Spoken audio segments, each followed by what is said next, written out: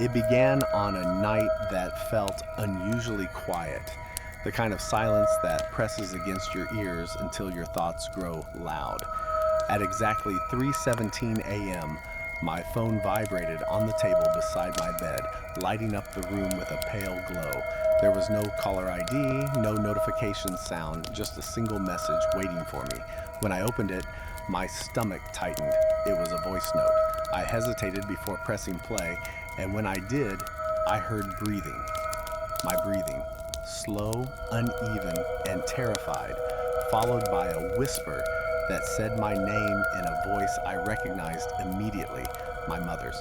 She had been dead for years. I sat up, my heart racing, scanning the room as if something might be standing just outside my vision.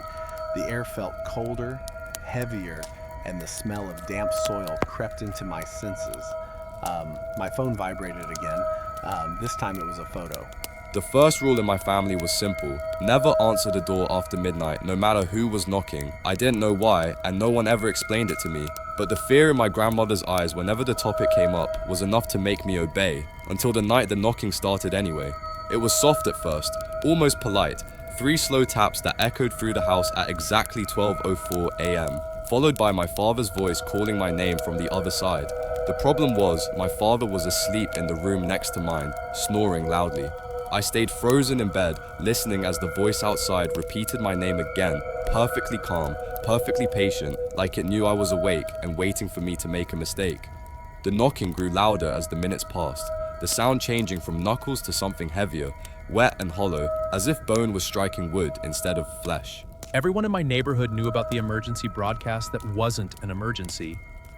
The one that sometimes hijacked radios, phones, and TVs late at night, always repeating the same warning in a calm, official voice that told you not to look outside no matter what you heard.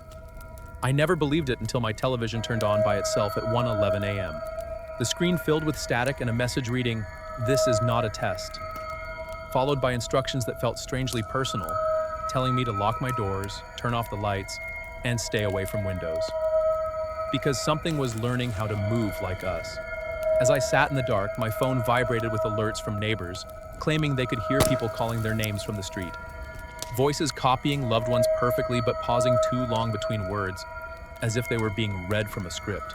Every night at exactly 4 a.m., my fitness tracker congratulated me for waking up and walking around my house. I never remembered leaving my bed, and I would have ignored it as a glitch if it hadn't started showing routes, detailed maps tracing slow circles through my hallway, pauses outside my bedroom door, and long stretches of stillness beside my sleeping body. One morning, the app updated itself and added a new feature labeled Sleep Observation. It displayed heart rate data that wasn't mine, far too slow, dipping to numbers that shouldn't support life. That night, I forced myself to stay awake, staring at the dark ceiling as my tracker buzzed softly on my wrist.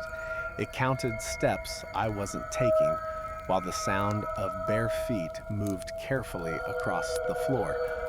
The footsteps stopped whenever I held my breath. My phone screen lit up with a notification reading, "Subject awake, adjusting behavior." The footsteps changed, becoming quieter, more deliberate, like something learning. It was filmed from the corner near the ceiling, showing me asleep while the timestamp ticked forward in real time.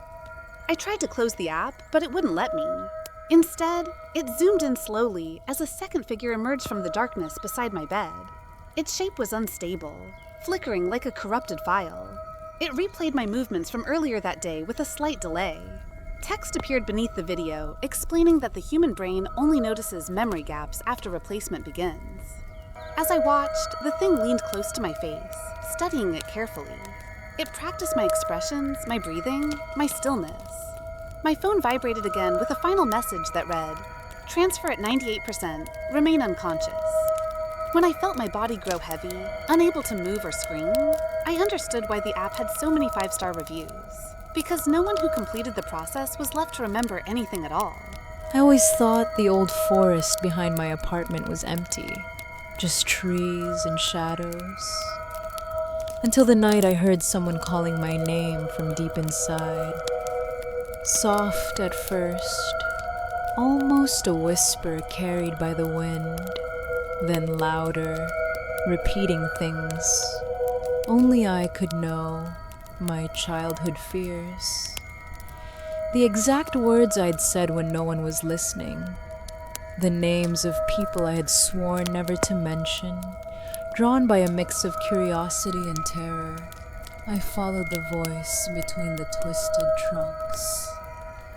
The ground damp, roots curling like snakes around my feet, until I reached a clearing where the moonlight shouldn't have touched.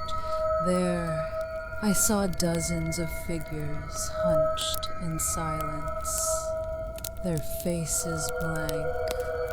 But as I stepped closer, I realized they were wearing my face, my expressions. Frozen, mid-blink, each one swayed slightly as if breathing in sync with me. It started with the rain. Every night at exactly 2:17 a.m., it would pour outside my window, even when the weather forecast promised clear skies. At first, I thought it was coincidence. Then I noticed him, a man standing under the streetlight across the road. He never moved, no umbrella, no reaction to the rain soaking him completely.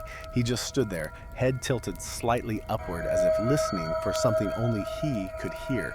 On the third night, curiosity beat fear. I watched closely and realized something was wrong. The rain never touched him. It bent around his body, falling in a perfect dry outline, like the world itself refused to make contact. When the streetlight flickered, his face became visible for a brief second. Pale, cracked skin and a smile stretched too far, too patient. My phone buzzed at that exact moment. An unknown number, one message. Don't look away. It started with the rain. Every night at exactly 2:17 a.m., it would pour outside my window, even when the weather forecast promised clear skies. At first, I thought it was coincidence. Then I noticed him, a man standing under the streetlight across the road. He never moved, no umbrella, no reaction to the rain soaking him completely. He just stood there, head tilted slightly upward as if listening for something only he could hear.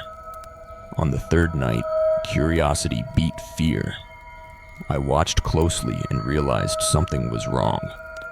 The rain never touched him. It bent around his body, falling in a perfect dry outline, like the world itself refused to make contact. When the streetlight flickered, his face became visible for a brief second. Pale, cracked skin and a smile stretched too far, too patient. My phone buzzed at that exact moment. An unknown number. One message. It was raining hard when I left work that night. The roads were empty, slick with water reflecting the dim streetlights. I drove slowly, hands tight on the wheel, when I noticed movement in my rearview mirror. At first, I thought it was another car, but there was nothing, just the faint outline of someone sitting in the back seat. I live alone. I didn't pick anyone up. I glanced quickly over my shoulder, empty. Shaking my head, I laughed nervously, convincing myself it was a trick of the rain on the glass. But then I felt it, a cold weight settling on the seat behind me, pressing down as though someone invisible had climbed in. My hands tightened on the wheel, and I tried to speed up, but the road seemed to stretch endlessly. Every street I turned down led me back to the same dark intersection. It was a quiet Sunday night when I decided to explore the old basement of my new house. Everyone told me it had been abandoned for years, but I never believed in haunted houses until I stepped down the first creaking step. The air was thick and musty, and the dim light from my phone barely reached the far corners. That's when I saw it, a shadow pressed low against the wall, moving slightly as if it were alive. At first, I thought it was my imagination, but then I heard it, a low, wet breathing coming from under the staircase. The shadow pulsed, stretched, and shifted its shape.